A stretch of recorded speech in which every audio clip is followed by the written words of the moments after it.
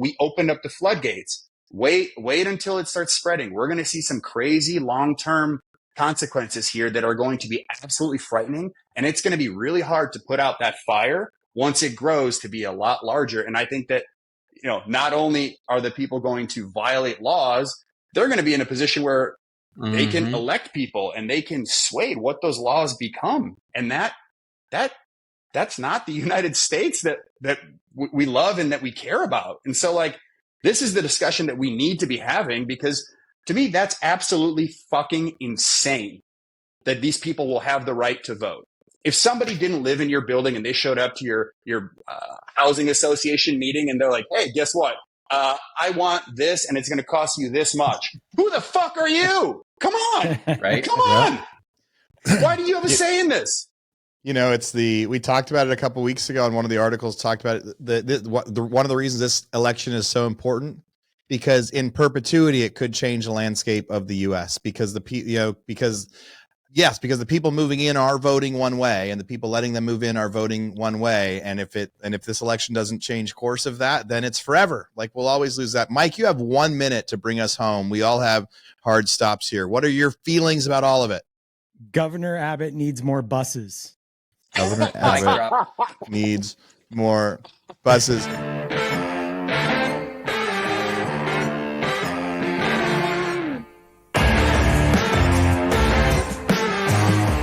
Hey, welcome back to the King's Table. This is Aaron Amuchastegui. I get to drive the bus today as the real estate trend spotter and opportunist. I'm super lucky that JCal, Ashish, our Sultan of Sofas, couldn't make it today. We almost didn't have the show go on, but Mike at the last second said he would come back in, and we found a special guest today that gets to be the fourth bestie of the day, Chris Bordeaux. Before I get into Chris, we of course have Mike Ayala, our sage in Austin, Texas. I don't know if I'm going to see Mike later today or not, but there's a bunch of entrepreneurs and stuff going downtown today. So Mike is joining us, and we also have Maddie Aitchison, Maddie A, the hero of hospitality from the West Coast. I don't know if we're going to need to change Maddie's intro though, since I think he's exiting hospitality and now he's going into the king of commercial, although that's not as exciting of a name. So I'm going to have to work on that.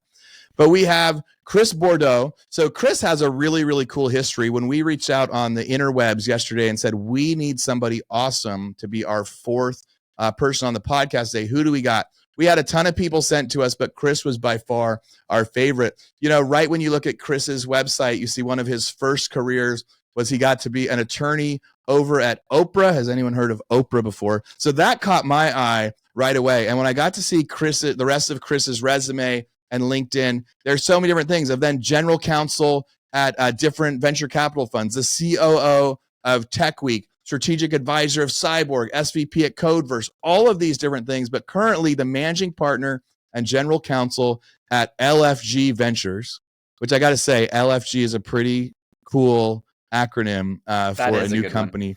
He's been an early seed investor with a whole bunch of stuff. You listeners, you guys are in for a ride today. But hey guys, what's up? What's up? What is going on? How's it going?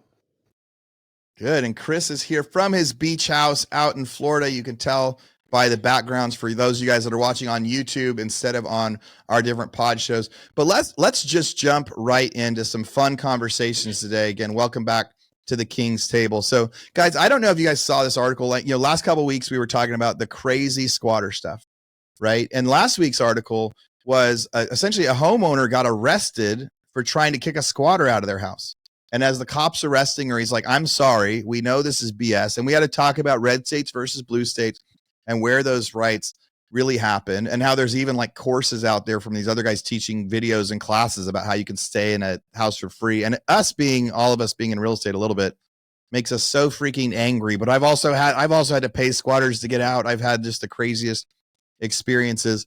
But Ron DeSantis, on this article, this Washington Post article that just came out, this article has made me excited. It was, Ron has kind of been on the cutting edge of this sort of stuff first.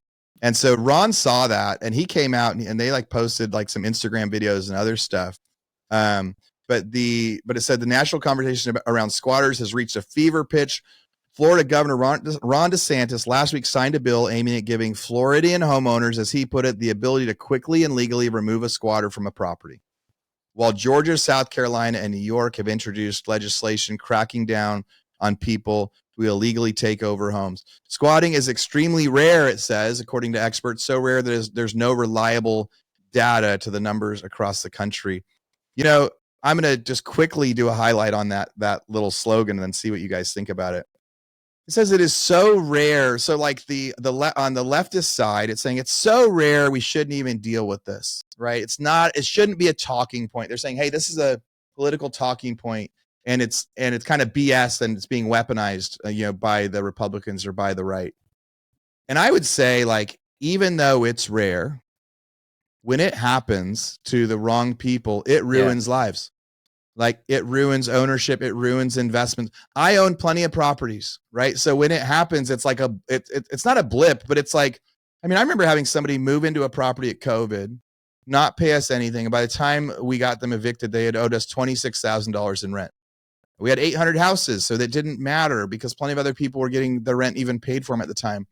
But if I was an individual homeowner that owned that house, that was my only investment, that I had $50,000 in equity tied up into it or something, my life savings tied up into that house, I would have lost my property. Right? And like, that's the problem with squatter rights. So it doesn't affect 90 to 95% of people, but the 5% of people that it does. So I guess I would say I would applaud Ron DeSantis for trying to get aggressive on that. I do think it's a huge change that there should be some legislation around. Like, I understand why there's rights for people that are like legally renting and get foreclosed, and that property gets foreclosed and they were paying their rent. But that's not what most of this stuff is. Most of this stuff is they're saying, well, hey, they produced a fake lease. There's nothing we can do. You got to go to court. So I'm going to start with Chris. Chris, like, what do you know about that? I mean, you're out in Florida. Have you heard much about this? And when you think about squatters' rights and the stories, like, what's it do to your heart or your head? Well, I'll start with first saying thank you for the amazing hyped intro, and then I'll follow that up by saying that property law was one of the worst sections on the bar exam with the longest hypotheticals, but I don't think it really matters how small of a percentage of people it impacts. Like, it's a serious issue. There are many serious crimes and many serious issues that only impact a small amount of people, but they're still detrimental to those people's lives. So I think that's a shitty argument. When you look at people finding these loopholes, I think you can break it down into there's short-term reactions and then there's long-term consequences. So a lot of people will just react to the headline. They'll get hyped up. They'll complain. They'll argue about it just to have a point and to virtue signal. But it's like, you know what? I bet you if you had a squatter in your property, you'd have a much different reaction. You see, I think LeBron's neighbor or somebody in LeBron's neighborhood is now squatting, and they're throwing late night parties, drug infested sex orgies and all this stuff. And it's like, well, how do you guys feel about it now that this super safe neighborhood that was in a bubble is now being infested by squatters? So it hurts the property value. It jeopardizes safety. And it's a totally bizarre way to just like open it up. It creates a free for all, which is not great when you're letting a whole bunch of people, millions of people into the country that have nothing to lose. And when someone has nothing to lose, they're dangerous and they're going to start squatting. And this is going to become a much bigger problem if you ignore it. So ignore it, and it's going to grow into a much bigger percentage. But in terms of DeSantis, I think the media, being from Chicago, now living in Florida, it's interesting to see how the media will portray a lot of his decisions. Homeless people can't sleep in public anymore. Well, where are they supposed to go? It's like, well, actually, he's trying to direct them towards safer, more healthy solutions. He's trying to direct funding towards the programs that help them instead of just creating a free-for-all. Same thing with the squatting. If it's your property, it should stay your property. So I think that he's one of the few politicians out there that seems to be taking a stance that's going to be scrutinized by the mass media. But I think that if I had a property and someone was inside of it, I'd be very disappointed, and it's unsafe. So you guys being in the real estate realm, I'm curious to hear your opinions. Yeah, I love something that Chris that you just said is like, there's plenty of laws out there that only affect very few, and it still makes them important. Because the highlight of this article says, is squatting really a problem? The short answer, no. right? And it's like, and I want to be like, what?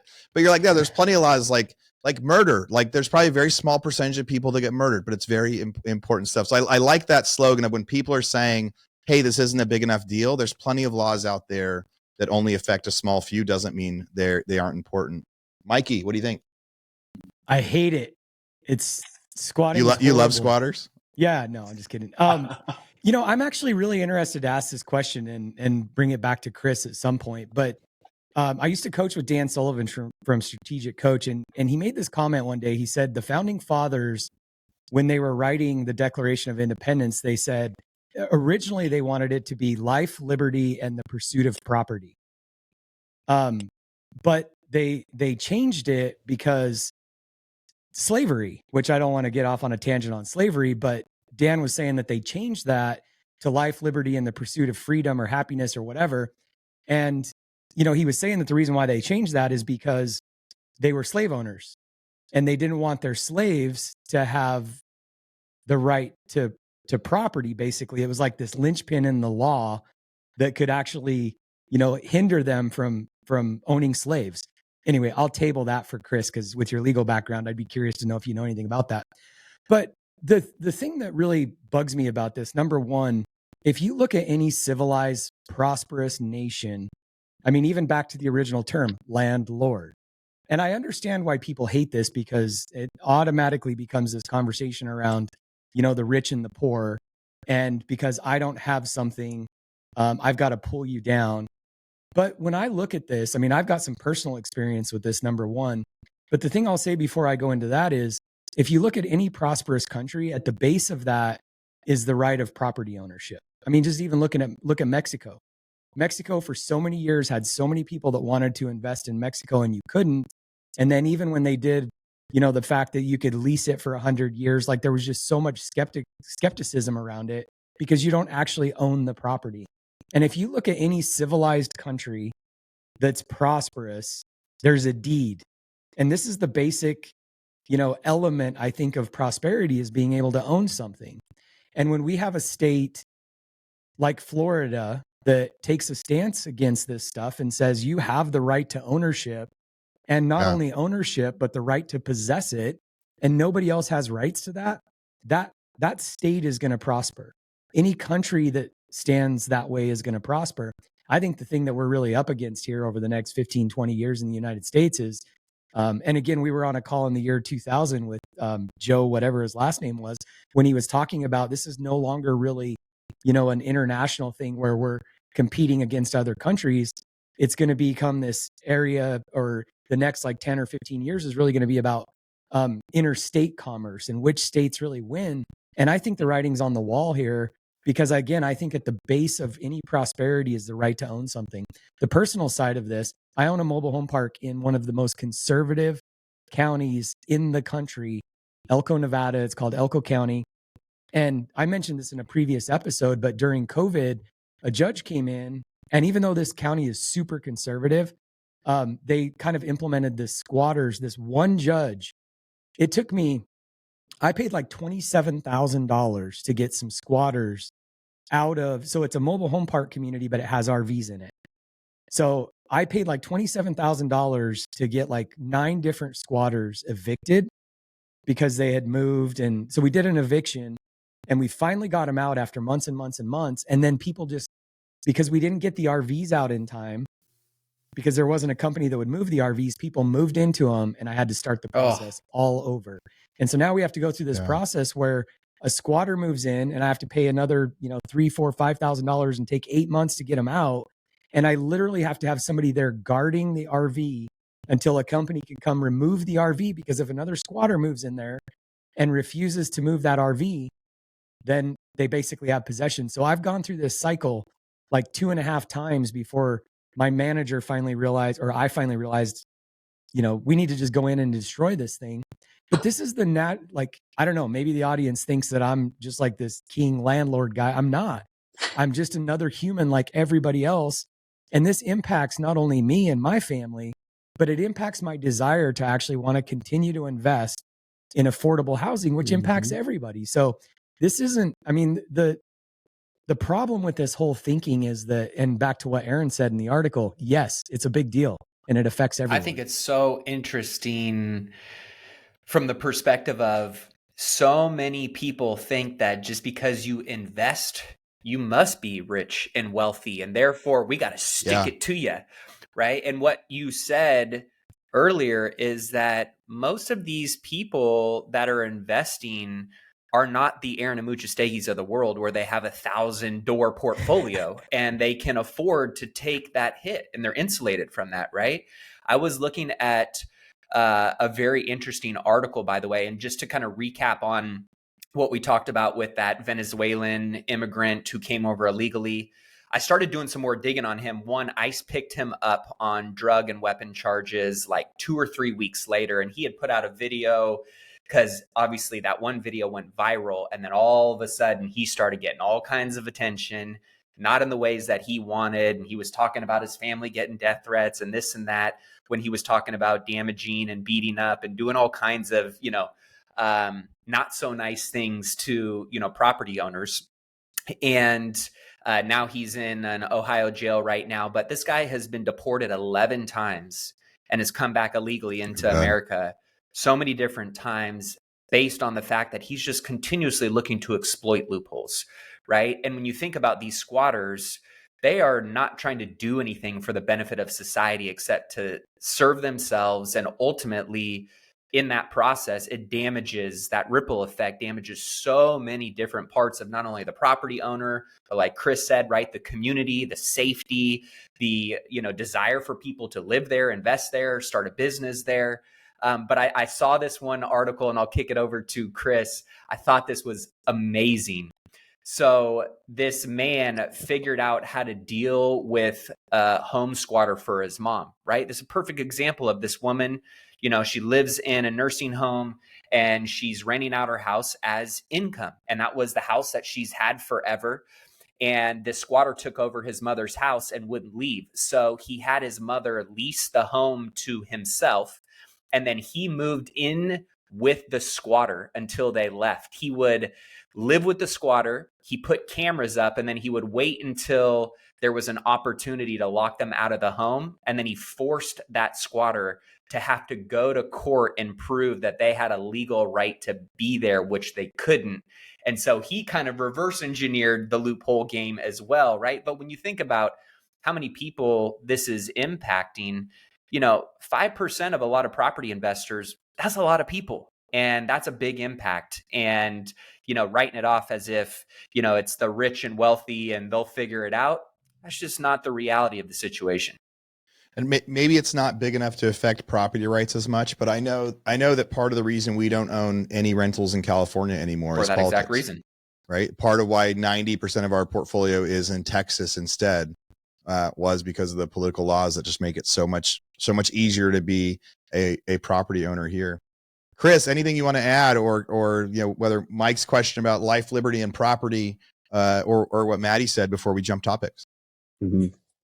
Lots of ideas flowing through the dome right now, but yeah. I think the main point I want to emphasize is that this is setting an extremely dangerous precedent, especially given the timing of all of the illegal immigration. Mm-hmm. What, 10% of our country is now unknown and illegal. And so we think, okay, what are these people going to do? If they see that they can go and squat in mansions or in just, whatever residence, because I think Matt brought up a great point.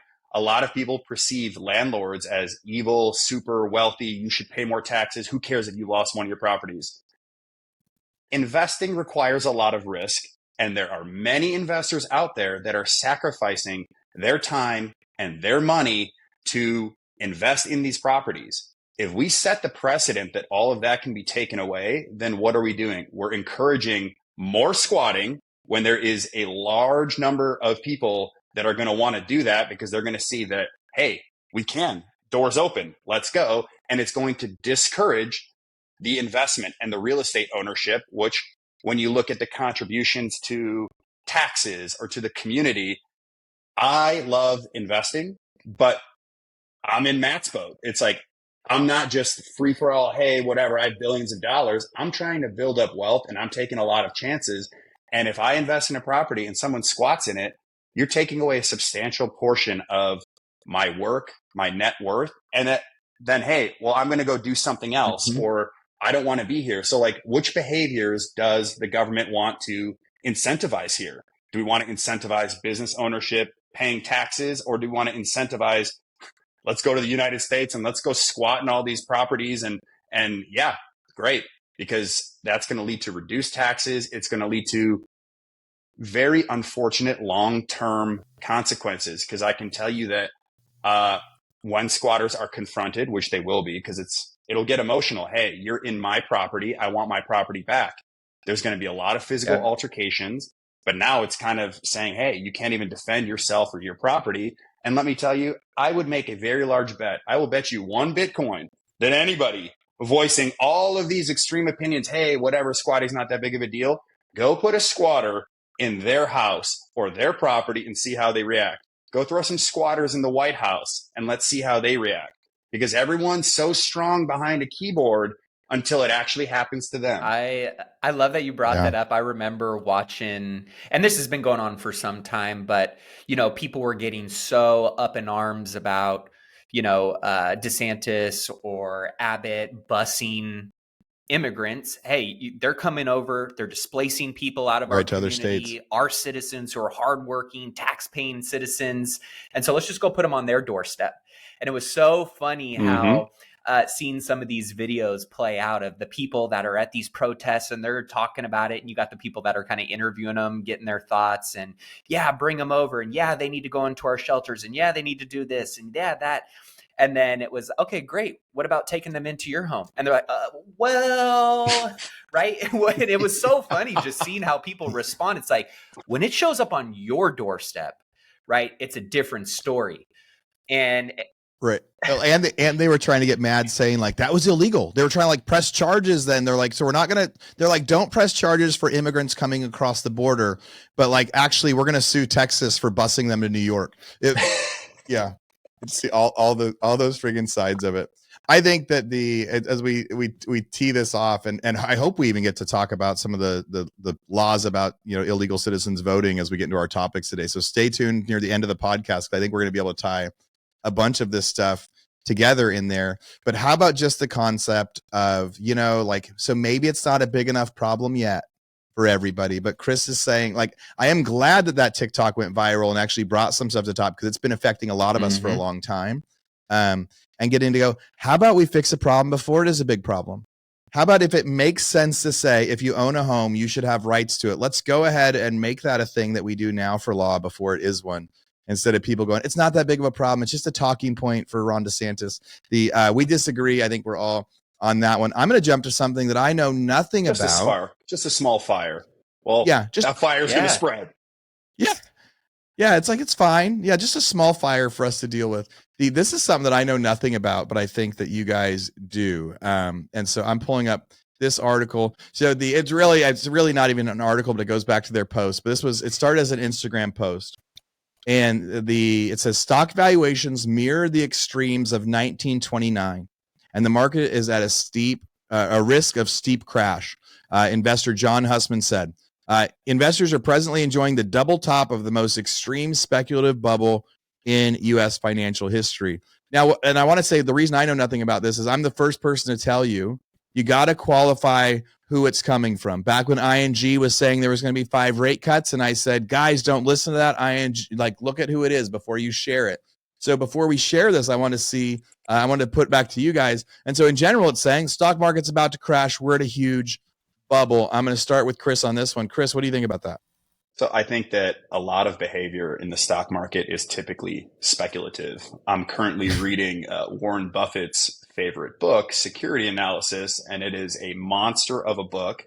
And let me tell you, the average investor does not go through that analytical process when they're making their stock picks. I think there's a lot of reasons why, the market can go up and down.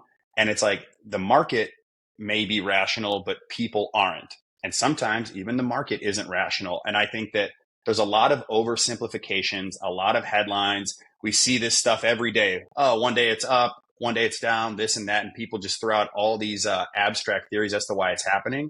But I think you need to look at where the incentives lie. What is the source of the statement, and why would they say that about the market? Do they want it to crash? Do they want to use it as clickbait? So I don't know. I play around more in the alternative investments than the stock market. I'm very happy with my NVIDIA options. I bet on the companies that I know and believe in. But in terms of the stock market as a whole, I don't think that anybody besides a select few, such as the Warren Buffetts of the world, or maybe Nancy Pelosi, know much about the stock market. So perhaps we should ask them. Yeah, Matt, do you think it's more speculative now than before? Like, has it always been because Chris had a good point going, hey, everybody in stocks is speculative, right? So he's like, we're saying like that point's true, because every time I've invested in a stock, it's been like, oh, I have a good feeling, but I've never actually looked at analysis. So Matt, from your perspective, do you think it's more speculative now than it was, or has it always been speculative? Has it always been betting? And like, what do you think? I mean, when you look at the smart money on Wall Street, the quants and the AI and the data and the information and the insider information that they have, it's a lot less speculative, to be honest. But from a retail perspective, my belief is that, most people are still making decisions based on emotion, based on headlines. And like to Chris's point, right? Whether it was Bill Ackman during 2020, who's saying, the market is going to crash and he's really putting his bag on, it's going to go crazy, right? They ultimately, oftentimes, the big market movers are always selling their bag based on where they're positioning themselves and kind of skating to where the puck is going. And oftentimes they go on CNN or they put out a tweet or, whatever it may be, and they say something that is actually completely opposite of the position and the stance that they're taking. So I think you have to do your research. I looked at a little bit more on John Hussman, who made that statement. I actually asked a couple of my buddies that play in the financial markets as a full-time job. They manage, billions of dollars. And, to make that, and I referenced this exact Unusual Whales post, and to make that statement is a really hard statement to make, being that 1929 and 2024 are very, very different market dynamics. And while there are some threads that you could probably pull and correlate as to being valid, there are a lot that aren't. So do I think that the market is in a bubble? I do think, historically every year the market sees 3 pullbacks. So I think we're going to see pullbacks this year. It's been as hot as it's been in a very long time. I'm always going to be a perma bull. But that being said, I do think that we're going to see some pullbacks. I think there's a big question mark around what's going to go on with, the elections and what the next administration is going to do, whether it's the same one or, Trump coming in. I don't think we're in some major bubble that's going to pop like we saw maybe in 2000 with the .com bubble or back in the 80s. But when you look at John Hussman, he's a veteran investor, fund manager who has seen many cycles. He's become famous for his successful calls and maneuvering of the .com bubble and the housing bubble of 2007. That being said, he has also issued dozens of other dire warnings of crashes or corrections that never happened, right? So take that with a grain of salt. That being said, looking at your portfolio, looking at what kind of risk, tolerances you have and where your exposure might be, where you want to mitigate risk, where you may want to diversify into alternative assets. I think it's, a holistic and individual approach that people just need to go, hey, we're in somewhat of uncertain times. So is there some repositioning of my portfolio that I need to do to sleep well at night and, see how things shake out? That's my stance. Ray Dalio had a very similar history, one of the most successful hedge fund managers in history. And he constantly was sounding the alarm about how everything was going to crash. That fear steered a lot of people towards him. Hey, you can protect my funds. Yes. You understand. I think he was right maybe once, but he did great with his investments, but he wasn't right all those years. He was constantly preaching that a bubble was going to burst. There will be pullbacks, there will be bubbles, but where do the incentives lie? And what kind of a mousetrap could this potentially be for John Hussman? That's what I always say about Peter Schiff. He predicted 18 of the last 3 recessions, right? It's the same. Yeah. It's just constantly like, I'm in Aaron's camp here. I'm kind of out of my wheelhouse when it comes to the stock market, but Chris, maybe, and if you don't have the answer to this, that's fine. But I just was recently looking at Warren Buffett's, his shareholder letter, and I was listening to a guy comment on this, and I guess there's some new regulation out. I don't know how new it is, but Warren Buffett was like going off on this fact that some new regulation is really challenging. And this kind of ties back into the question. Warren Buffett was talking about how challenging it is because like when you have a Berkshire Hathaway that is, yes, invested in private companies, but they have a ton of, investments in the stock market and different companies.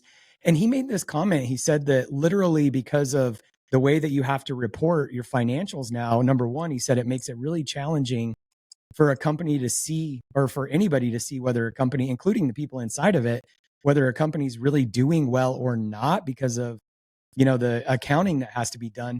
But the thing that I thought that was interesting is he said that literally because of stock market swings, like the value of Berkshire Hathaway could go up or down by $5 billion in a day just because of accounting. It's not even actually like, anything that's real. So I'm curious with your, deep background in all of this. Do you have any insight on that? I have a lot of opinions and insights on it, probably none as sophisticated as Warren Buffett, but it is very hard to have all of this accounting done in real time with disclosures, and it's very difficult to keep up with that. And so what the accounting says 1 second may not actually accurately reflect what the trend of the company is. And there's a lot of data to take into consideration. And so I think there's a bunch of reasons that can cause freak out. And I think there's a bunch of information that might be accurate in one sense, but doesn't really give you the whole picture because it's pulled out of context. I also think that, you can get me going for a long time on regulation. We call ourselves a free market, but every day I open my email and there is some sort of new private market regulation that's going to lead to more time, more money, and it's just going to discourage a lot of people from executing certain types of investments because it's just more admin, more accounting, more headache, more brain damage. And is the regulation actually accomplishing the blanket policies and protecting the people the way that they claim it is? Or is it just kind of creating new administrative positions where we throw more tax dollars to create more regulations and eventually people are pushed out of doing simple things? In the private market realm, there are so many regulations around accounting and taxes. And I get it. Like regulations, they should exist for a reason because there are a lot of shady people out there. But it's really tough to keep up with all of them. And it ends up encouraging the wrong behavior or discouraging the type of behavior where people don't want to make an investment because they don't want to deal with another K1 and they don't want to go through that whole process. From a public market standpoint, it's perceived as safer because of all the regulations, but the same shit happens in the public companies as the private companies. And you see all the market manipulations and all these things. But from an accounting standpoint, I would side with Warren Buffett. It doesn't seem to tell the whole picture. And you can always pull out certain data points and create a story around it out of context. When I was hearing that and listening to this, it makes me wonder. So back to the stock market thing, like how many companies that, are funds that are investing in other, even publicly traded companies and stuff like that will shift over the years to more private company investments because of this problem. Do you have any insight into that? Yeah. I mean, you look at a lot of companies that choose not to go public because they don't want that hyper scrutiny, not because they're doing something shady, but because the regulation actually costs too much money and causes too much brain damage while not actually adding any value. Look at IPOs. There are fewer and fewer IPOs and there's more and more action in the late stage secondaries and the early stage investments in the private market because the public market isn't exactly helping companies succeed. You look at a company like SpaceX. SpaceX doesn't want to go public because then it's going to have to open up all of its books and sensitive information. And it's probably going to have to hire a fuck ton of people. I don't know if you're allowed to Oh, swear on yeah. this podcast, but there we go. So you got a whole bunch of people, and you know how much resource it takes to check all those Yeah. boxes, and what does it actually help you do? So like if you can raise money in the private market and not deal with that regulation, as you know, as a former founder, it's like I would go that route. As much as you want to open up the opportunity to the retail investors, it's like that comes at a major cost for the businesses. And you know, where is the government going to go when it's broke and desperate? It's going to go after the companies. It's just going to institute more and more regulations in order to, you know, squeeze a little more value out of them. Do you think, sorry, I'm on a tear here, but do you think, because there's been such a lack of IPOs the last, you know, few years, do you think that that's, I'm just processing through this in my brain, but is that good for the stock market? Bad? I mean, are less people investing than would be because there's less IPOs, or what does that do for the overall market cap? You know, I can't speak to that, and I don't like to speak to things that I don't know much about, but I can tell you that there's a lot. I've seen an uptick of investment on the secondary market. And for those that don't know, the secondary market is basically where people can buy shares of companies prior to an IPO. If an early stage investor or founder wants to sell their shares, even before that, you have the early stage investments where you're getting in with higher risk, longer timeline, but you have more potential for upside. And I think, you know, it's interesting because people get really excited. Oh, this company's going to IPO. I'm going to get in early. There have been several rounds of investment leading up to that IPO. It's just at a higher risk, and it's harder to get access because you're operating in a less regulated market. So there are some other private market hoops to jump through. So I can't speak to the trends in the public market, but I can tell you there has been an uptick in alternative investments. Well, and I guess that's where my line of questioning was going, because if it gets harder and harder and harder with regulation, I'm just wondering what the long-term outcome or perspective is for the publicly traded markets, because if more and more people, you know, stop investing in publicly traded companies and move more toward, you know, alternative investments in private companies, I just wonder what that does in the long term for, because I was going to say there's a finite amount of capital, but there really isn't. No. Yeah, we could just print some more. I think, I mean, I don't think that public investing is going to go away. Robinhood and all these platforms, they're just so easy to use because these companies have checked those regulation boxes. I do think that there will unfortunately be more and more regulation in the private market, because I think the government is going to try to like push people away from that if they can. And there's, you know, there's rumors of increasing the standards for what it means to be an accredited investor, which is going to keep some people out of making an investment into a company that they want to invest in and they've done the research, just because they don't reach a certain income threshold.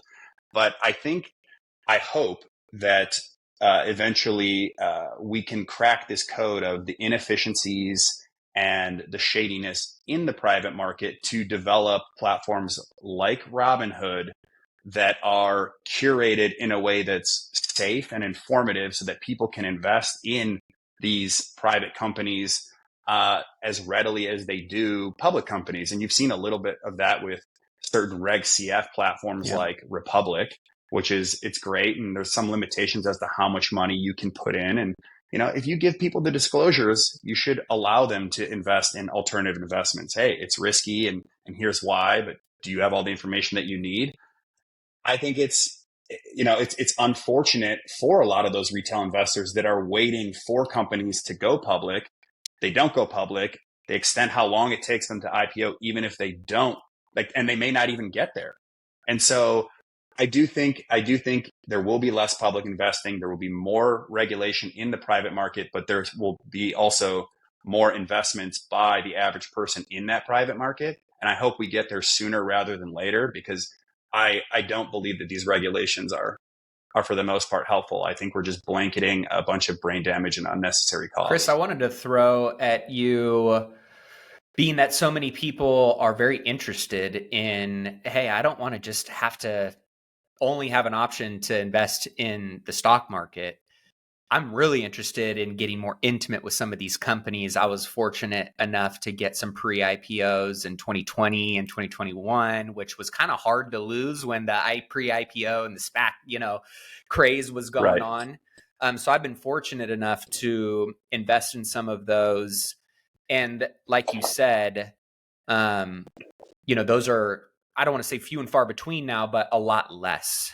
And I'm curious in your approach, as this is your world and your expertise, how do you go about analyzing and looking at, pre-IPO and private investment companies that other individuals might be able to take some insights in terms of how you underwrite and analyze what a healthy and potentially good investment looks like, and which ones ideally people should look at staying away from? It's a loaded question. Absolutely. But, it'll depend on the stage of the company. The early stage companies have a lot more risk because they have a long way to go before you're ever going to see any potential return.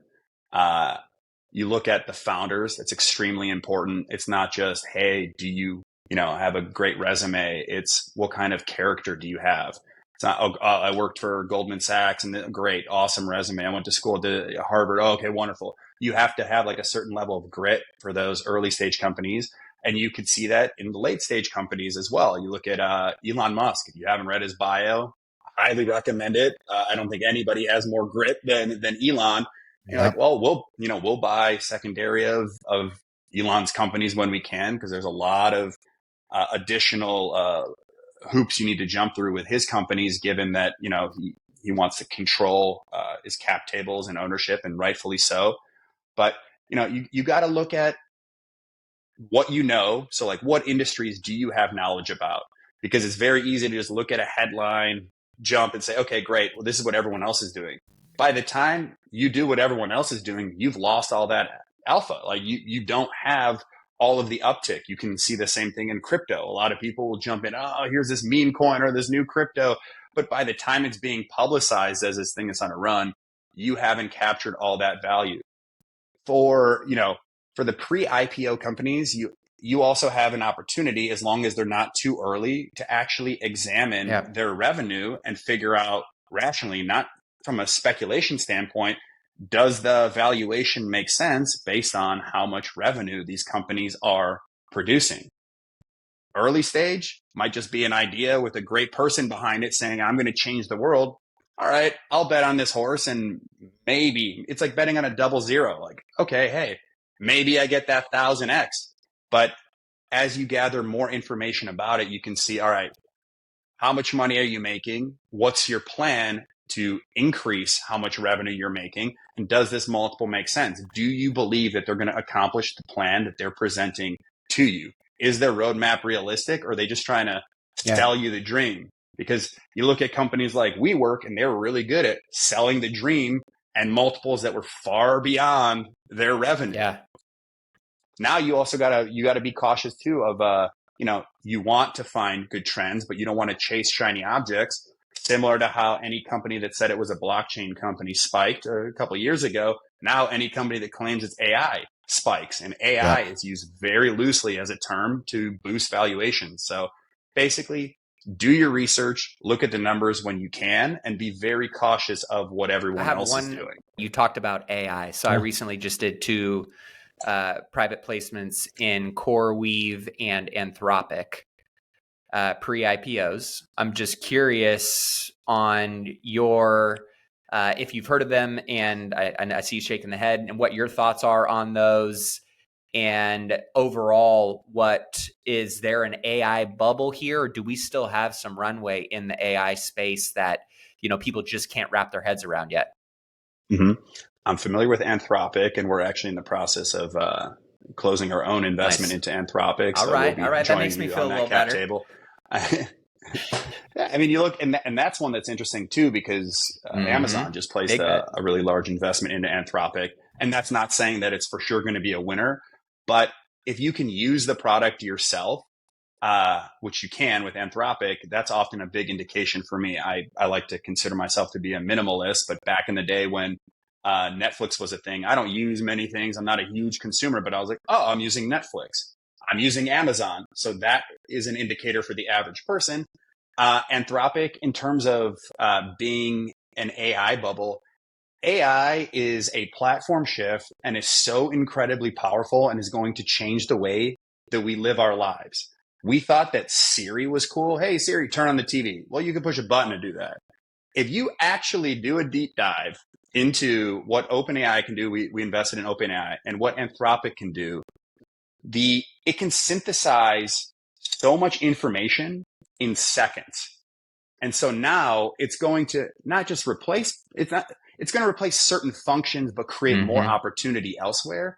And I think that the reason people are going to call AI a bubble is because it's got so valuable so quickly, even though it's been in, the works for a really long time.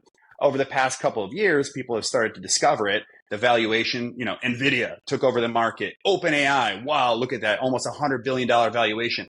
But look at the revenue that those companies produce and look at what they're able to accomplish. And they're just getting started. Like they're scoring major contracts. And so that's when you can look at the numbers and see, like, Anthropic had a unique opportunity for investors like you and me, because FTX had to, sell its shares of Anthropic, which led to some additional exposure in the private market for people besides the big dogs like Amazon. So I think AI is on a roll. I don't think it's a bubble. I think certain companies certainly might be overvalued right now, and that could technically be considered a bubble. But over time, I think that the big AI players like OpenAI and Anthropic are going to be worth $1 trillion+. And that's not investment or financial advice. As we start to jump a little bit, I think one of the benefits I've seen from living in Austin, right, is actually meeting more people, because I didn't really realize, and I've been around doing business for a long time, but I didn't realize how much some of these Alt-A investments are out there, right? But you also kind of have to know somebody. And so for like individuals now that are trying to, essentially pull out of the stock market into things like this, it's not really that easy to find, but it has been unique to see, like, living in Austin, meeting so many founders or so many people that are in these other ones. And I'm starting to get these passed over that years ago, I never used to see at all. And so I don't know if it's actually an outcome of living in Austin and rubbing shoulders with more people that are in on these, that I'm seeing more Alt-A investments, or if it's just the fact that there's just more of them out there because people are deciding to not go public. I think it's really interesting. I think we've got to jump to some other topics just for for the listeners that might not be ready to invest in some of these Alt-A things yet. But I do want to say my highlight article of the week that I'm surprised we didn't put on there was Sam Bankman-Fried getting sentenced to 25 years for FTX. Chris just hinted on that for a second of why this new Alt-A investment came out. But man, I was so worried for a little bit that he was going to get away with it at first. And I remember just celebrating when he got arrested because there were so many politicians that were in his pocket. And I feel like this is another example. I do believe that the court system works in the US, but that sometimes it does take time. We saw it in COVID. We saw it in other things.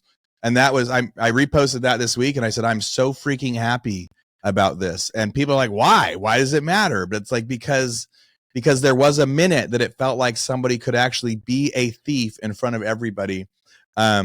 And we won't jump into it because maybe it'll be a topic for next month. But the funny part is he was actually a pretty good investor if he wasn't also a fraud. It says FTX's victims may get all of their money back, right? May get all of their money back because the investments that he did do in Bitcoin and some other stuff have turned out really, really well. And maybe the stock that you guys are buying into. So if he just didn't commit fraud and stealing and shortcutting, what a shame to ruin your life, ruin your livelihood, ruin your 25 years because you were crushing it. And instead of going, hey, we crushed it on 9 businesses, this one failed. He's like, I'm going to steal from these other ones to try to prop up this other one. He could have just been like, okay, I missed one. So but I'm going to jump. Maybe you guys will get a chance to think about that or do it later. What a teaser. What a teaser of something that maybe you guys want to jump in on next. But I want to shift a little bit into something that's kind of different. So Instagram to begin hiding political content was the first headline. right? And there's an article about what to do and actually how you could, change the way that your settings are. So I'm gonna try to open up that article, and then maybe it's a Mashable article, and just kind of start with this one, and then jump into what I think has a lot of different implications in part of that discussion. But it's so Instagram is limiting political content. Here's how to get around it. And there's like this thing in here where you can say limit or don't limit, right? And then, so like, what does that really mean? So you can say like, hey, I don't want something that has, certain social topics to show up in my feed at all, or I do want it to show up in my feed. Man, I tell you what, like if I have an option to just say like, don't post political content on my stuff, as we get closer to election time, I remember thinking a few years ago, like, it's like elections are now starting 2 years before they happen. We start talking about presidential elections 2 years left in terms. And I hate it. I hate seeing it in news. I hate seeing it in everything. And so part of me goes, no, if it's out there, I want to block it from my feed. Right. But then there's this other kind of whole concept that I want to just kind of pass around for you guys to chat with. I think it ties into, the TikTok, where they're trying to say like China can't own it anymore because it's influential. There's probably some implications with Twitter and things like that. But I want to jump to Mike first on the whole kind of TikTok perspective. Are you going to go in and click that thing and say, hey, I don't want to see political content? And is it good or bad? And does it matter? I don't have time. I don't have time to go click anything, change my settings. My first reaction when I saw this was I actually was thinking about our show. And my concern with this is what is political content? Because if it's literally just, Trump or Biden or whoever talking, then that's one thing. But I was literally processing when I saw political content? Yeah. Yeah. Because when I saw this last night or this morning, I don't remember when it was, but I started thinking like, how many of our conversations that are, more macro conversations that probably don't have anything to do with, well, maybe they do have something to do, I was going to say, with Biden or anything directly political, most of them weave in a political something, because everything that we're as humans, and I don't care what side you're on, left or right, like everything that we're primarily frustrated with is really probably stems. I mean, even look how many conversations we've had today about, life, liberty, the pursuit of founding fathers. Like, is this political?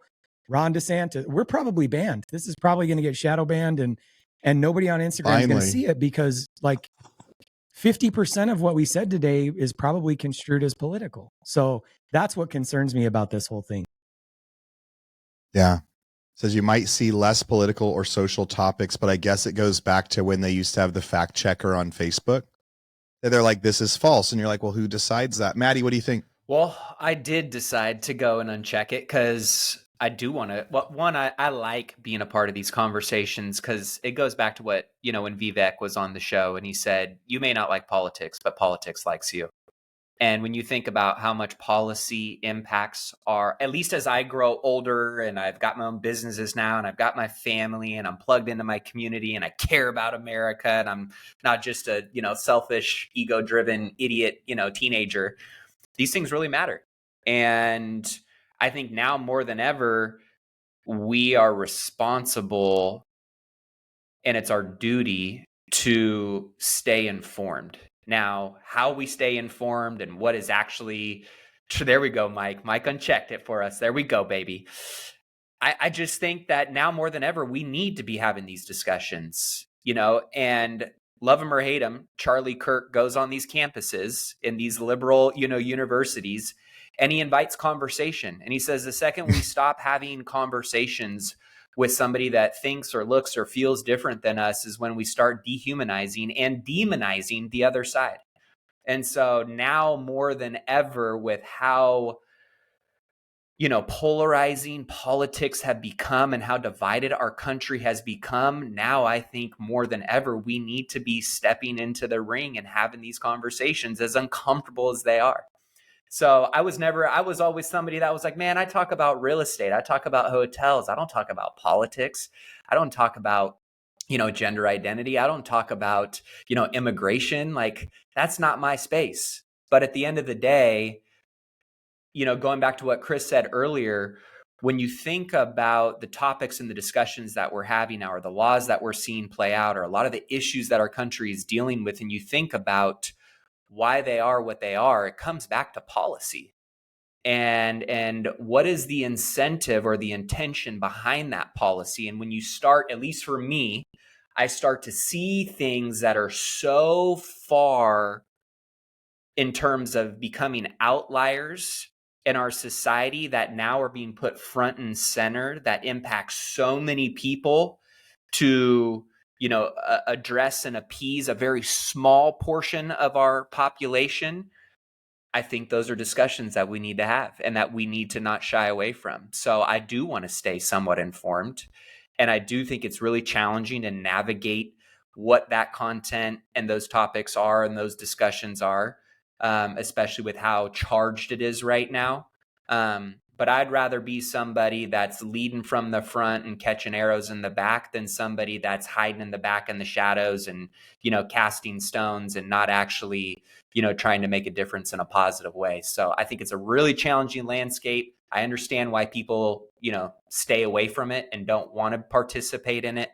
But I think that's all the more reason to step into the zone, in an uncomfortable space and educate yourself, because it matters more than ever. Dude, I just checked the settings on there, and there's also a reduced by fact checking. And it says there's a section in there that says content reduced by fact checking has been reviewed by independent fact checkers. And if it's found to contain false or party false information, and it was automatically, the default setting was that it was going to reduce something that it said wasn't true. And I had to go in and click it and say, don't reduce, so I could try to decide myself. And so that's not even the political one. So man, there's stuff that gets controlled. I had no idea on there. And you guys changed my perspective a little bit to go like, no, I don't like seeing so much politics. I wish that we didn't talk about it all the time, especially, around election years. Like I want to talk about it when we've got like 6 months till election. But the reality is that's one of the big things we talk about. That's one of the big things that hits us on there, So my question for Chris with this, because you guys have touched on some different things with it. So like, why? And it's funny because first, like TikTok, so Instagram is saying, hey, we're going to limit political content. And they automatically made my phone reduce the number of stuff that they fact checked to be incorrect. And then we have the government saying China can't own TikTok. But they also had a totally different spin on Twitter, right? As you talked to before we actually turned on the recorder. So what's your talking point on this? So what do you think about this and that transition of how do all three of them compare together? Instagram, TikTok, and Twitter, and the government wants to control what we get to hear. Mm-hmm. Well, I think Matt brought up some excellent points about how we need to keep an active discussion. It's really going to depend on the person and also the timing of the day. I'm not a big Instagrammer. If I do hop on Instagram for a couple minutes here or there, I'm probably not doing it for political reasons. But then again, I don't want that to filter out for me, per Mike's point that, hey, what is the definition of political? And now Aaron's bringing up, well, there's actually other people that are going to decide certain things, and there's a spectrum of what gets presented to you. And that's the wild part of the world that we live in. There is endless content to consume, and we are constantly being influenced from every screen in every which way. And these algorithms are extremely powerful. If you don't think that you're being influenced by media and social media, then you are the prime candidate to be influenced by those different channels. McDonald's uses the color red because it makes you hungry. If that can influence you, imagine all of the components that are pumped through these algorithms. And it's not just like, oh, one book or one billboard. People are scrolling through for hours at a time. And then at the end of it, it's not like they walk away with one thing. Their brain has just been scrambled. And when it's scrambled, you're even more susceptible to manipulation. But I think there's a distinction to draw between, manipulation and having an opinion. Because I think that, we touched on this a bit pre-show. I don't think that people really change their minds actively. I don't think that they go, oh, you know what? Matt, that was a great point about your political party. That was a great campaign. I'm going to switch to the other political party now.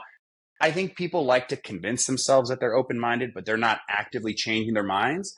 And I think that these platforms, I think that TikTok is absolutely manipulating and telling a certain narrative and convincing people to be flat earthers.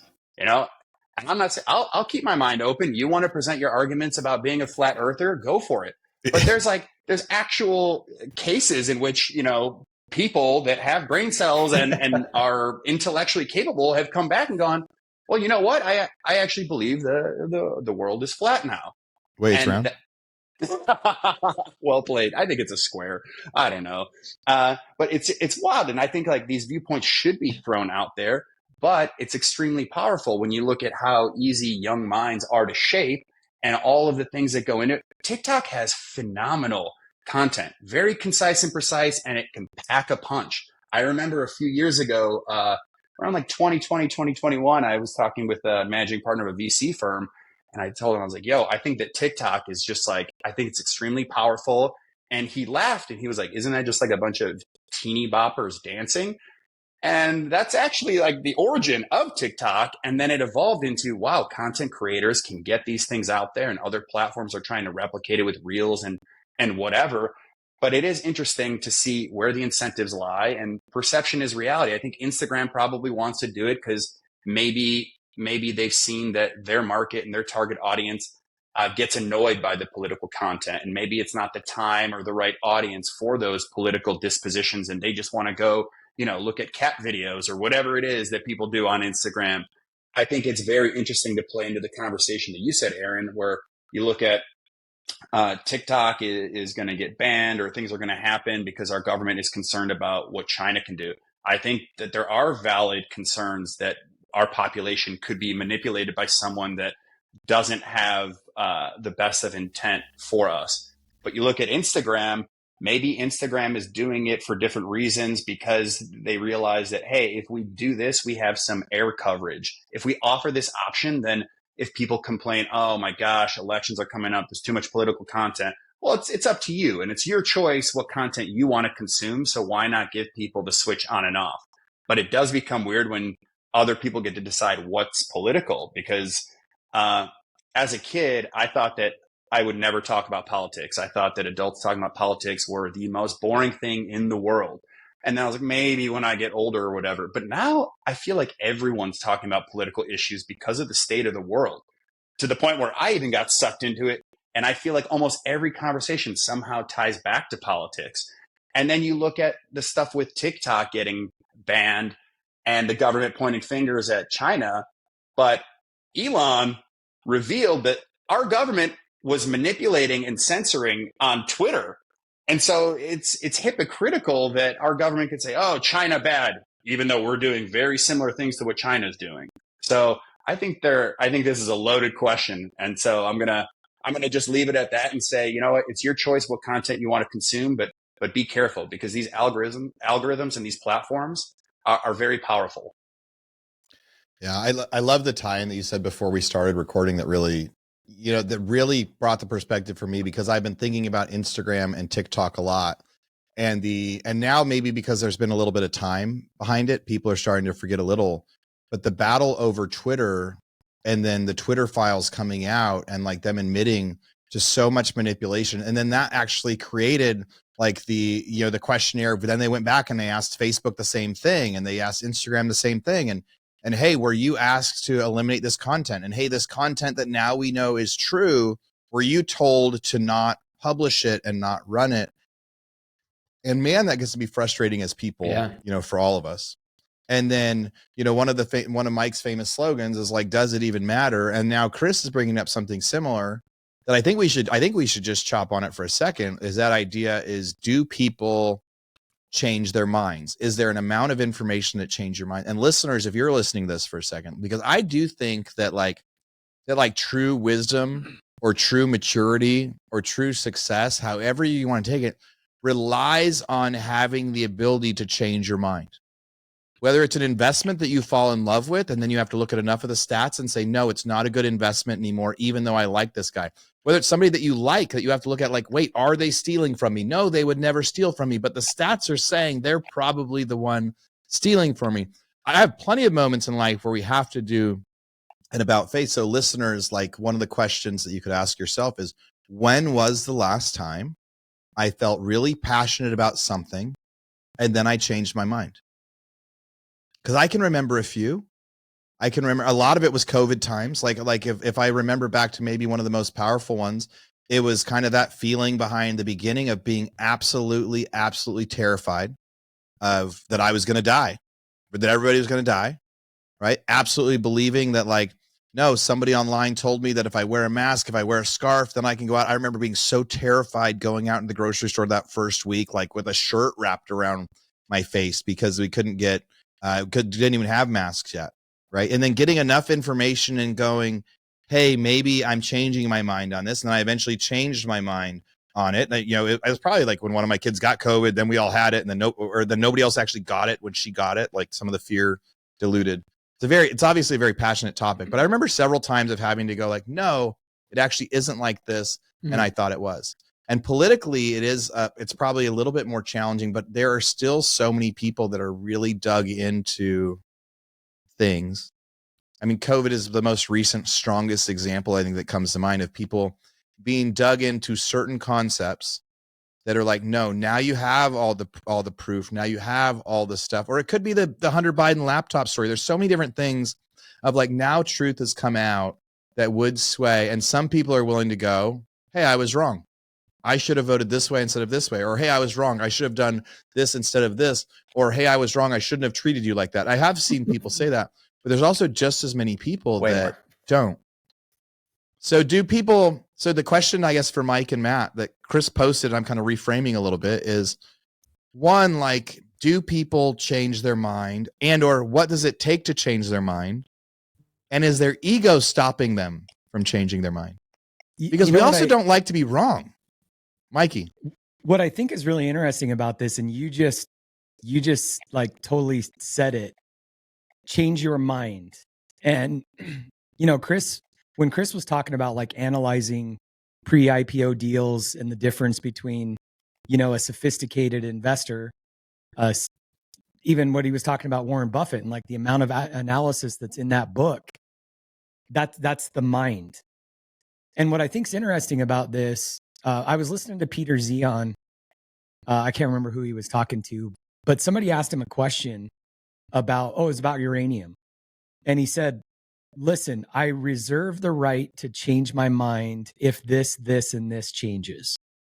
And that stopped me in my tracks when I heard that. This was just yesterday, because I don't know why, but it anchored, and maybe it was just for this conversation, but it anchored something in me, because if we change our mind, like we have these, maybe new information, maybe new experience, maybe new learning. This is why we go to college. This is why we do internships. This is why we work to gain experience. That's the mind. I think where people really get rooted, and, when we were having the conversation around social media, and that's not the mind. These are values and beliefs, and our brains are off, and they're, epigenetics and just programming from generations and beliefs that we were raised with. It's really hard to change someone's beliefs.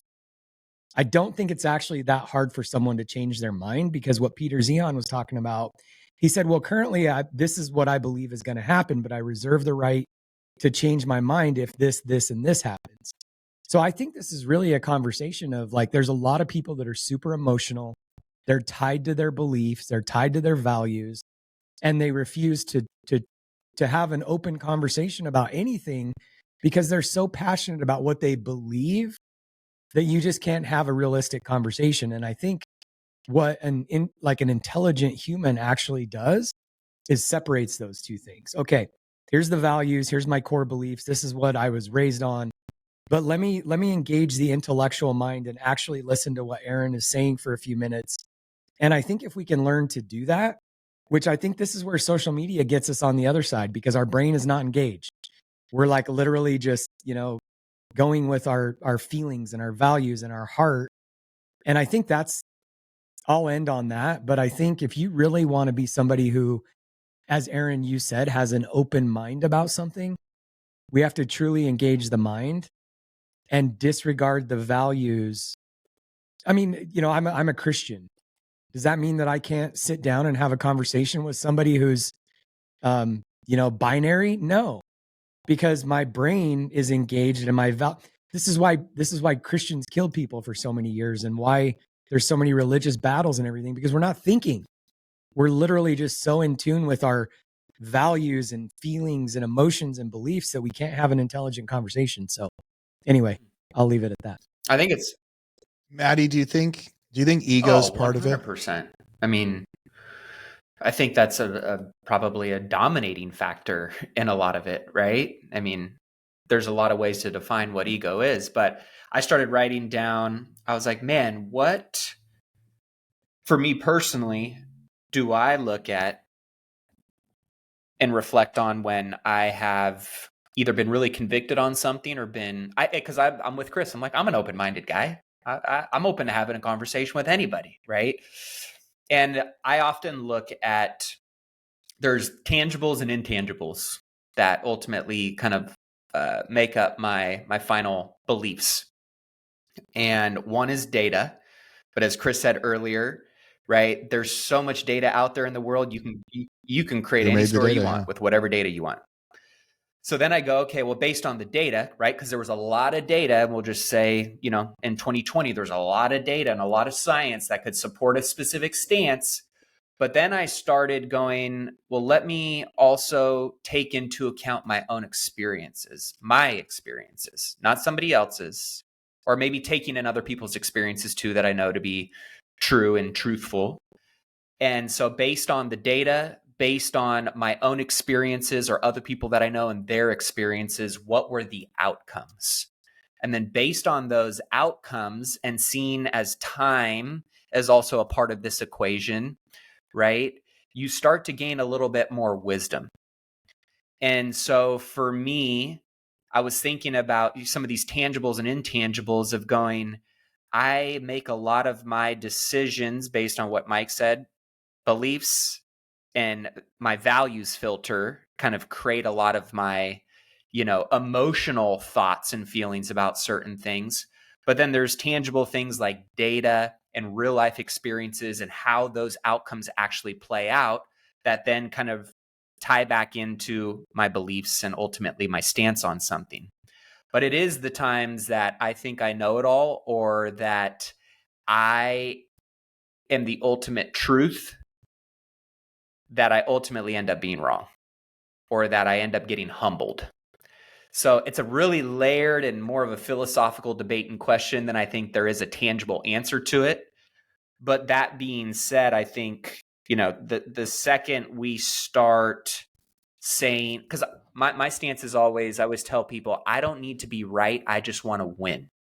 And so when I think about what is the outcome we're all trying to solve for, what is the quote unquote win that I'm trying to get? Is it something that I just want to be right on? Or is it something that I'm really trying to take a step back and look at all the data, look at my own experiences, look at other people's experiences, look at the real outcomes and how they play out?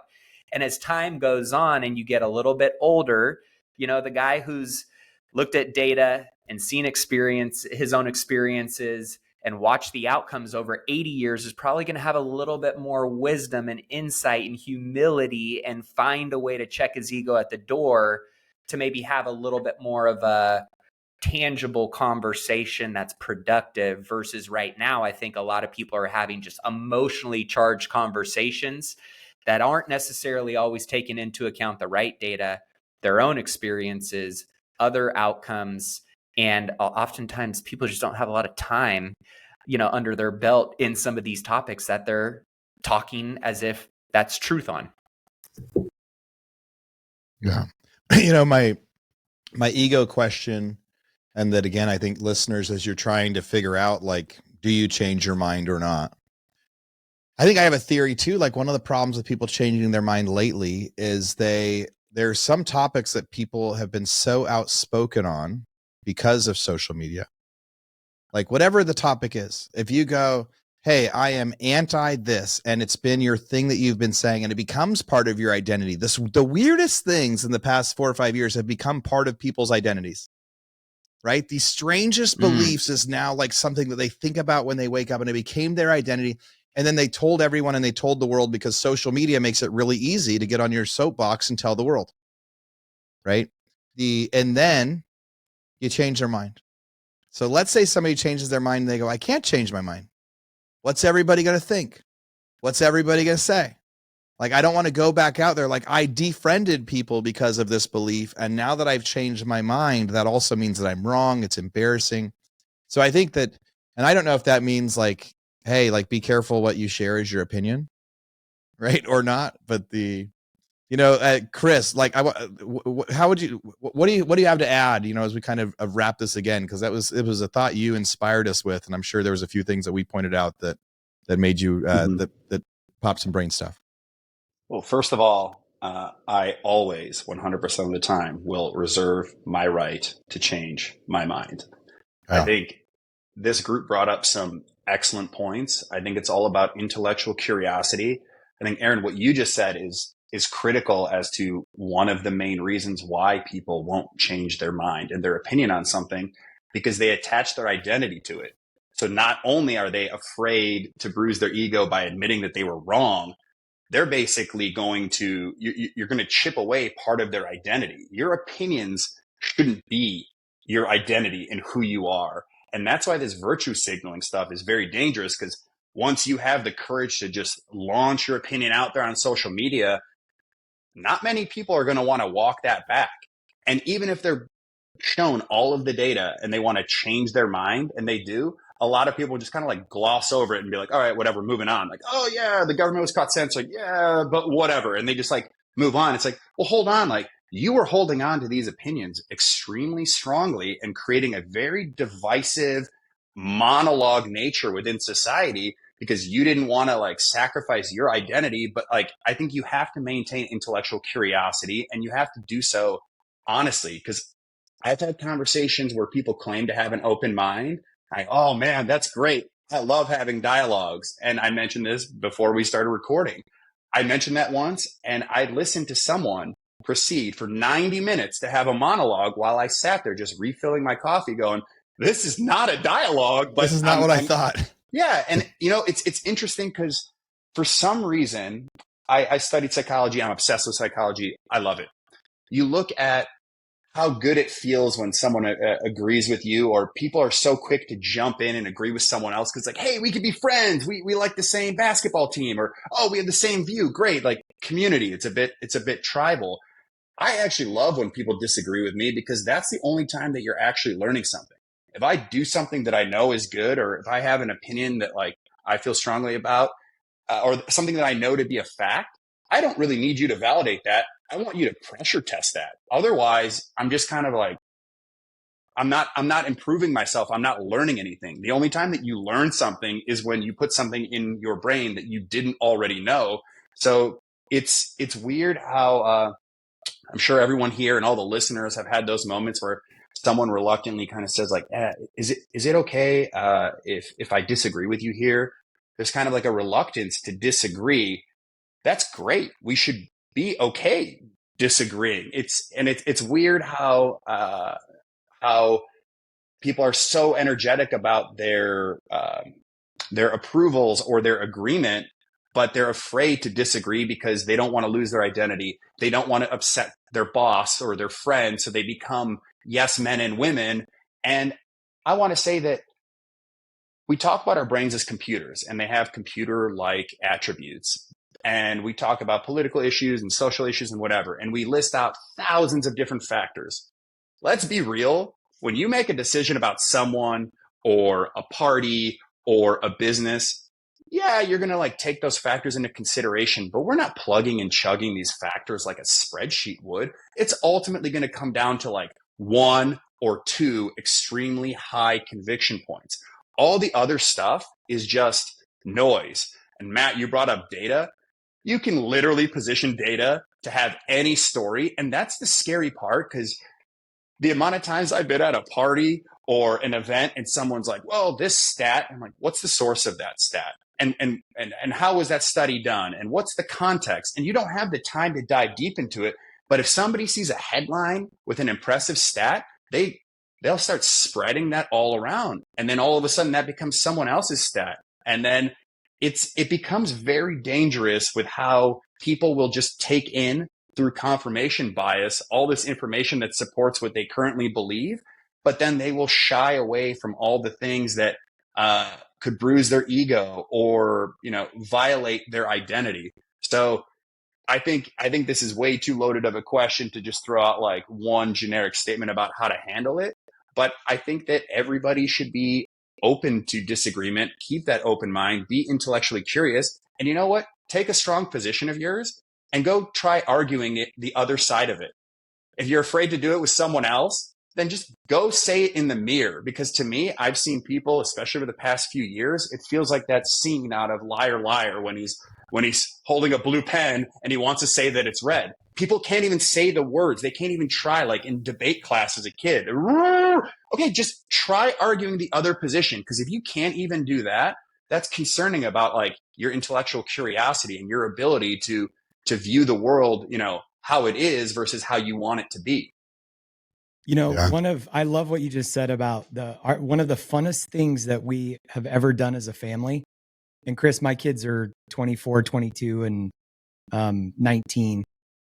No, 20 now. One of the funnest things we've ever done, and literally on just like family night, we'll set 2 chairs up front and we break out, like me and my wife would be on a team, and the kids get to decide what we're arguing, like a belief. And so like one time they assigned me to argue for taking from the poor and giving it to the rich. Or the opposite, taking from the rich and giving it to the poor. And I had to argue that point against my wife and believe it and try to win that argument.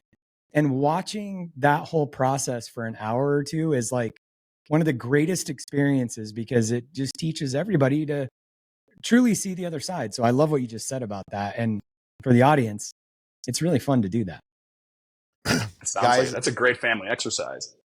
Yeah, see, arguing the exercise. We also say, like, if you're trying to talk yourself into something, like Google the opposite, right? If you Google interest rates, why will interest rates go down? You should also Google why will interest rates go up. If you're trying to make an educated decision on something, like, you want to hear both sides too, because whichever way you Google, right, you're going to have backing on it, and and they're both going to have data. They're both going to have data that back up the points. And I thought it was kind of interesting. The first article we started with was an article that was the headline going to say Ron DeSantis was good, or was the headline going to say Ron DeSantis was bad? Because they were using the same data. And at the end of it, they're like, this is just a talking point, not important. Then we look at the other way. We have time for last topic. I promised the people at the beginning. So Chris texted this over to me today, and this is news to me. So I'm only going to be able to tee this up for you guys to be able to take us home, because this was something that I haven't seen before. I think people know I'm not allowed to vote anymore, but that's a longer conversation for another time. But I was born in the U.S. and so am I showing the right article here? So Chris sent this over to me. Laws permitting non-citizens to vote in the United States. And to me, my first reaction was, what? I've never even heard of this. Like, do I feel like an idiot now? So in 1996, U.S. Congress passed a law prohibiting non-citizens from voting, including elections. This does not apply to elections at state or local level, though. And there's different things in here about federal law and what you can do at a federal law, but also what you can do at a state level. And we started our conversation at the beginning, again, with like immigration, like against like squatter rights. We talked about like squatter rights and what happens if you don't fix it. And then immigration and what happens if you don't fix it, with just this real possibility that, like, and not to put in fear, just a real possibility that you could own a house and have somebody illegally cross a border and take that house and like live in it for a while, like your property. And then, then there's this interesting thing. So Maddie, I think you said before I jump it over to Chris and Mike on this, you said you've also been researching this a little bit and have some, what have you been finding? Was this like new to you, or have you known this for a while? Is it surprising? What do you think? There's obviously some far right camps that'll take it pretty aggressively into some conspiracy theory holes, but then there's some real statistical data and outcomes already that are happening, as a result of this. So I'll just pull up this really fast, if I can show this graph real fast, to just show a little bit of the kind of data around. Can you guys see this? So this essentially just shows, right? Like Trump got out of office here and illegal immigration was at its all-time low in the United States. This is where we are at today. And this is essentially the last 4 years of how immigration has played out. And I think it's Senator Mayorkas who just got impeached. Was it Mayorkas? Anyways, whoever was in charge of the border ultimately just got impeached, rightfully so. That being said, when you look at what is going on and some of the arguments that are being made is, voting and seats in government are based on census. Now, that's not based on citizenship. That is based on bodies that are counted in those areas. And so when you look at a lot of the very important swing states when it comes to elections, 3 of those swing states are Texas, Pennsylvania, and Arizona. And as of 2 days ago, the number of voters registering without a photo ID is skyrocketing in those 3 states. Statistically, since the start of 2024, Texas has 1.25 million voters that don't have a photo ID. They have a social security number, but not a photo ID. Pennsylvania, close to 600,000. Arizona, close to 220,000. But there's something called HAVV, which allows voters to register with the social security number. And illegals are not able to get licenses, but they can get social security cards for work authorization permits. So when you kind of pull this, narrative out a little bit further and you think about the potential for 8 million illegal aliens to come over under the Biden administration, which is documented, by the way, statistically, and you think about why would these individuals be given a right to vote in our country, it makes me scratch my head a little bit, right? And going back to this incentive or this intention behind some of the policies and some of the things that we're seeing play out. This is one of those where my spidey senses are tingling and I'm going, why would they not want to secure our border?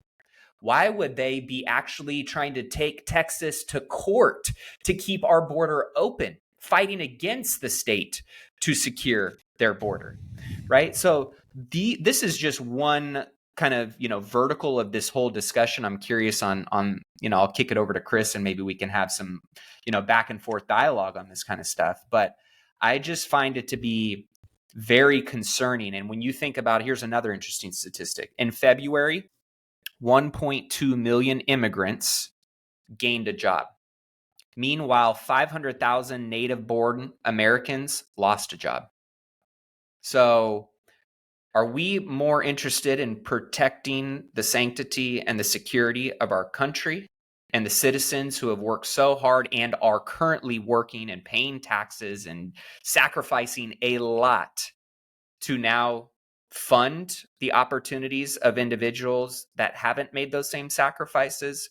Again, many different lines of questioning that you could take this on. I'm not anti-immigration. I'm anti-illegal immigration, knowing that immigrants are the backbone of this country, right? Chris, you said your parents, my mom is over here. Like, there's so many amazing people that I know that have done it the right way.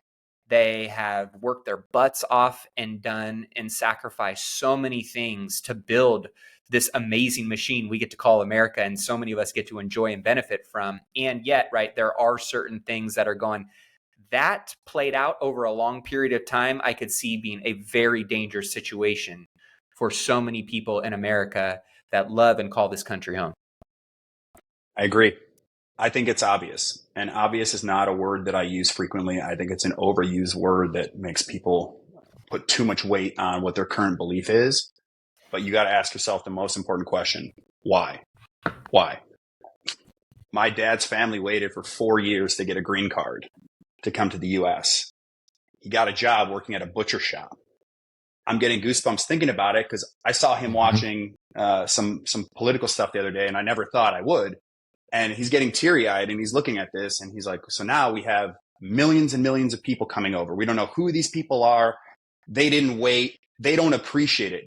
He came here, my mom came here, and they appreciate it. They came here with nothing. They got no support. They worked, they contributed, they created businesses. And now we are giving so much of our country away. And now the people that came here, the immigrants that came here, are now paying for the illegal immigrants. And now they're getting rights that are just going to fortify the system that currently is imploding. The numbers are insane. I'm going to tie this into a few things that we talked about. We talked about squatters. I think these squatters are going to love voting. They're going to love voting to make it even easier for them to continue doing what they want. Is that going to make our country a better place? I don't think so. You look at the numbers. I mean, we're talking, that's just, Matt, you mentioned the numbers. That's just what's documented. Imagine what's not documented. Yeah. We talked about people not really changing their minds. Hundreds of millions of dollars, billions of dollars going to campaigns. What percentage of our population is changing its minds? Oh, you know, I'm going to vote for the other side. It takes a very visceral, emotional response to switch sides or claim, hey, I'm going to vote for the independent party. I'm going to vote for Kanye or Mickey Mouse. But now when you bring in tens of millions of people and you throw them into the swing states, ironically, it's like, well, guess what? That's going to that's going to tip the scales in a way where now the people that were saying, oh, illegal immigration, well, we'll see. Well, now these people live in your state, they're swaying the vote, and now they're running the show. And that's, you know, it's going to take time, but at the same time, why previously did it take 4 years to get a green card? And now you could just cross the border and get the right to vote. We don't know who these people are or what their intent is. Why would we allow that to happen? That doesn't make a whole lot of sense. I like, you know, and it's not a soapbox, but it's like, I feel like the U.S. citizen waits longer in customs to get back from an international trip than it takes to enter the country and vote for the next president of the United States. So I think it's obvious to me why it's happening. And it's like the polls show, you know, the current president, he's not doing so hot. But all of a sudden, in a couple months, boom. If he wins, I mean, political parties aside, the math shows you one thing. And why would we allow that? If you were having a house party and I said, you know what, I'm just going to bring like 10% of your house is going to be people you don't even know. They're going to eat your food and they're going to make decisions on behalf of like, you know, what utilities are and this and that. Would you want that? No. So why are we letting it happen? Because we've just started to see like little situations where, oh, this crime, terrible, horrific crimes are happening. And people are like, oh, it's just one thing. It's just one. Well, this just started happening, but we opened up the floodgates. Wait until it starts spreading. We're going to see some crazy long-term consequences here that are going to be absolutely frightening. And it's going to be really hard to put out that fire once it grows to be a lot larger. And I think that, you know, not only are the people going to violate laws, they're going to be in a position where they can elect people and they can sway what those laws become. And that's not the United States that we love and that we care about. And so like, this is the discussion that we need to be having, because to me, that's absolutely fucking insane that these people will have the right to vote. If somebody didn't live in your building and they showed up to your housing association meeting and they're like, hey, guess what? I want this and it's going to cost you this much. Who the fuck are you? Come on. Right? Come on. Why do you have a say in this? You know, we talked about it a couple of weeks ago, and one of the articles talked about it. One of the reasons this election is so important, because in perpetuity, it could change the landscape of the U.S. because the people moving in are voting one way, and the people letting them move in are voting one way. And if this election doesn't change course of that, then it's forever. Like, we'll always lose that. Mike, you have 1 minute to bring us home. We all have hard stops here. What are your feelings about all of it? Governor Abbott needs more buses. Governor Abbott needs more buses. Guys, you heard it here first. This was the King's Table today. We had so much fun with Chris on the show. Remember everybody, you got to go to YouTube if you want to talk to us. That's where you're going to go put your comments in. We have lots of comments and questions from there last week that we didn't get to hit on today, but I promise you when we get on there next week's episode, we're going to go through and answer so many of those and keep having conversations with you guys. If we said anything today that hit you, that you thought there was a topic that you learned about and you thought was really, really interesting, please go share it with one friend. Right now, take this shot, share it, text it to somebody, say, hey, you should go listen to these guys. They're either crazy and they're stupid, or they're funny and they were entertaining, or maybe there's something that we can teach you. Chris Bordeaux, thank you for joining us today. Maddie A, as always, thanks for coming in. Mike Ayala, the Sage, and I'm Aaron Amuchastegui. We were missing Ashish Nathu today, but we are the King's Table. Thank you for listening.